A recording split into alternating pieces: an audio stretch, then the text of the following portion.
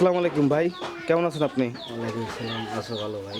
ভাই আছি ভালো, কিন্তু এখন ভালো নেই। আপনার যে অবস্থা দেখছি, আসলে আমি আপনাকে দেখেছি যে আপনি রাজনীতি করেন, অনেক ত্যাগী কর্মী একজন, আমার নিজের চোখে দেখা। যাই হোক, এ বিষয়ে কথা বলতে চাই না। তো আপনার কাছে জানতে চাই যে আপনি বলেছিলেন যে আপনি যুবদল, বাংলাদেশ জাতীয়বাদী দল বিএনপির যুবদলের একজন কর্মী, ৬ নং আখাননগর ইউনিয়নের। তো আপনার দলের যুবদলের কোনো নেতাকর্মী আপনাকে দেখতে আসছিল? কেউ আসেনি ভাই, হুম। কেউ আসে না, কেউ খোঁজ খবরও নেয় না। সবার কাছে আমার বাবায় ফোন দিছে, আমি বাবারে কইলাম যে যে সবার কাছে ফোন দেন, ফোন দিয়ে একটু জানান। আমি একটু তো মানে আমার বাবা যখন আমার ভোলাতে ঢাকা বরানতি নিয়েছে, বরানতি থেকে যখন ভোলা করছিল, তখন ওখান থেকে বাড়িতে আইসি, ভোলা কইতেছে যে অপারেশন করা লাগবে। তখন আমরা অতটা বিশ্বাসে না যে অপারেশন করা লাগবে।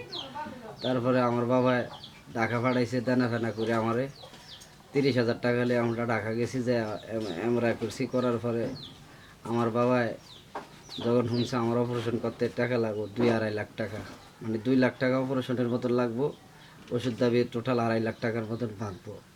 তখন আমার বাবা ভাঙ্গা ছিঁড়া পড়লো। পরে আমি কইলাম যে বাবা, বিগদিন ধরে বাপ পুত ব্যাগে বিএমপি করি, দলের থেকে অনেক কষ্ট খাইছি, অনেক কূপ খাইছি। এই যে এই কূপটাও কিন্তু আমি বিএমপির থেকে আমলে খাইছি। এই কূপটা আমার 3টা দাঁত লড়ে। তাহলে বাবা আপনি বিএমপির সবার কাছে একটু যান, হাসননগর তো অনেকগুলা খেয়াও চলে, অনেকগুলা চলে। আমার যদি 3,000 টাকা করেও দেয়, তাহলে আমি 60-70 হাজার টাকা হইলে আমি মানুষের থেকে আর কিছু টাকা নিয়ে দেখা গেছে আমি একটা ট্রিটমেন্ট করুম। তাহলে বাবা আপনি সবার কাছে একটা ফোন দেন। বাবা সবার কাছে ফোন দিল, আমার বাবা সবারে জানাইলো, মূল দলের, যুব দলের, স্বেচ্ছাসেবক দলের সবারে জানানো হইলো। কেউ মানে আমার এই বিষয়টা নিয়ে গামায় না, কেউ আসে না, একটু দেখে না। তো আমরা ভাই অনেক দুঃখিত, আমরা অনেক কষ্টেতে, মানে আমি অনেক কষ্ট পাইতেছি। আমি শুয়ে রয়েছি, যে আমি যে জায়গায় খাই ওই জায়গায় হই, ওই জায়গায় আমি প্রস্রাব করি। আমি পারি না উইটা যায় প্রস্রাব করার মতন। আজকে আমারে কেউ দেখতে আসে না। তো আমি এই দল করে আমরা অনেক লাঞ্ছিত হয়েছি। বিগদিন ধরে আমি মামলা খাইছি, আমার বাপে টাকা দিয়ে এই মামলাগুলো আওয়ামী লীগের আমলে মিশে মুছছে।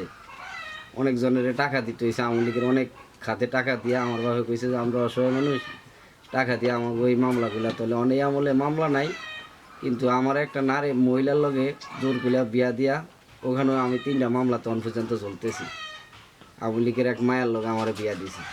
যাক, এ পর্যন্ত কষ্টেতে আছি ভাই।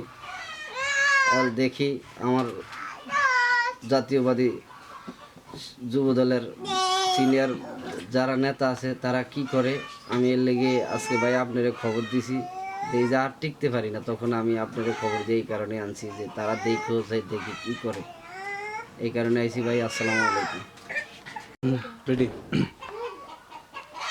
শহীদ শহীদ জি রহমানের ছেলে জনাব তারেক রহমান সাহেব যদি